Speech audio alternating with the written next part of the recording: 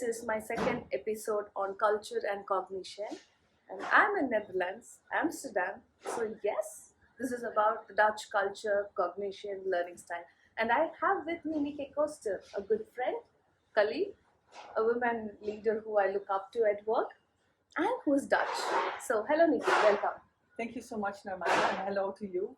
Glad that you're here in Amsterdam, and looking forward to our chats. We often, of course, connect also offline, but it's great to do it on camera as well. Yes.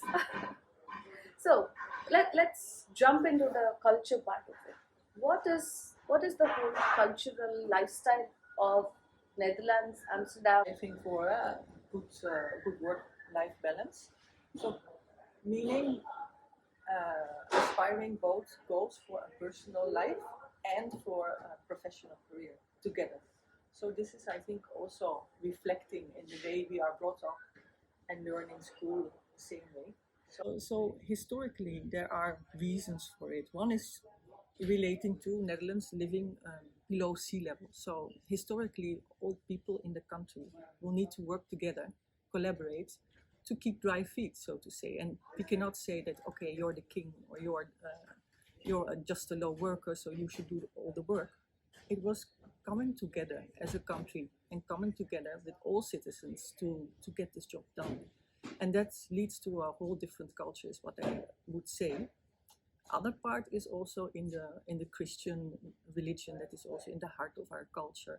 So we're a Calvinist country, and it's about modesty, about not showing off, but more focusing on the community, having common standards that you apply, and not showing off that you are the best or that you are better than somebody else. Now I'm very intrigued. How, if you're the best, how do you not show off that you're the best? How will people know the definition of best? Yes, that's a very good and interesting question. I think actually, if I look at myself, it's maybe the best way of explaining it.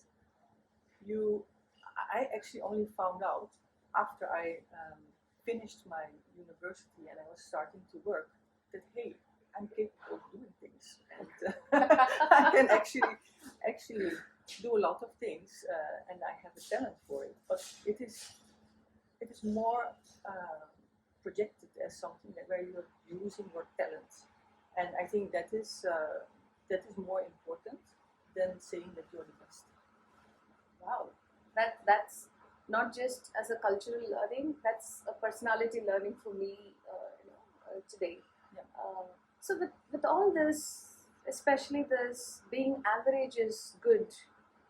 Being average is better than being excellent, if I hear, and I really need 5 hours to repeat this and take it in.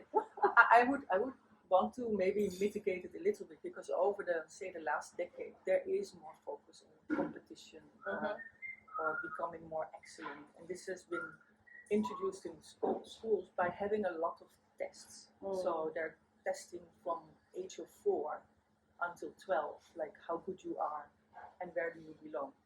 Still, it will not be focused on to say Narmada was first and so was last, but it's just to keep on going with your development and also to be able to live and work in a competitive world. Tell us about the life of a middle school.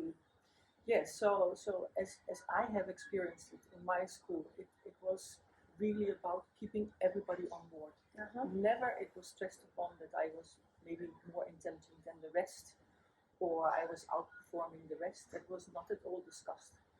So it was about helping maybe the lower performers further, and on the other hand, the more intelligent part of the school or class will get by and will learn and will keep it up. So you could better focus on the lower part of it. So on and on, actually, it means that everybody should be kept on board. And that is probably in our culture. To see what is the talent of the child, what is the appetite of learning, and basically you should feel emotionally feeling good is just as important as feeling or being the best or something of that sort. So it becomes a real balance. It's about the balance and it's about the emotional well-being of a child, not just the knowledge. Is a yeah, because the world is certainly competitive. Yes. Right? It's going to be a lot challenging. That. Now, what's more intriguing is what fueled this. Is there some historic moment, event, etc., that fueled to this being there? Yeah, what I was mentioning, the historical things in the religion and and also the schooling, but there is, I think, more to it. It's interesting because while you have this, and it may sound like average, on the other hand, we also realize and know for, I think, our existence of the Netherlands, we are just a small country. Yeah. And we need to go out. We need to trade with other countries. We need to do our business elsewhere. So in that sense, we have learned. And I think the golden age for us was 17th century when we were going overseas and trading everywhere. There are also many negative sides. I do acknowledge that, but it is something where the going over the seas, trading in unknown countries, learning to get by. This is also part of our culture. So you see a lot of today. You see a lot of innovation and startups being started from the Netherlands. Wow. And I think it has to do with this innovation that we strive for. About training. Today there are 1,000 different types of learning programs and different learning styles. And most importantly, there is an assessment to also see if you have learned well.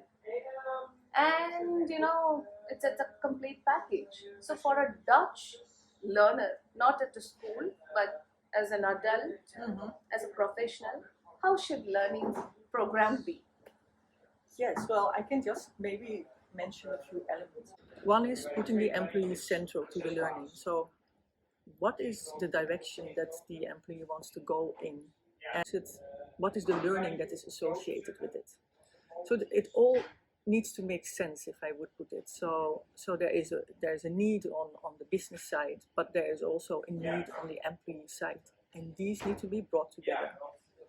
In general, I think assessments are fine as long as it's bringing something to the table. So it's not just a test just for clearing a test, but again, it is to maybe get a certification or maybe to help you further. So actually there is also something in it for the employee. Useful information, and that's going to really fuel a lot of thought process in all of us. Thank you so much, Nikki. It was a pleasure having this conversation with you.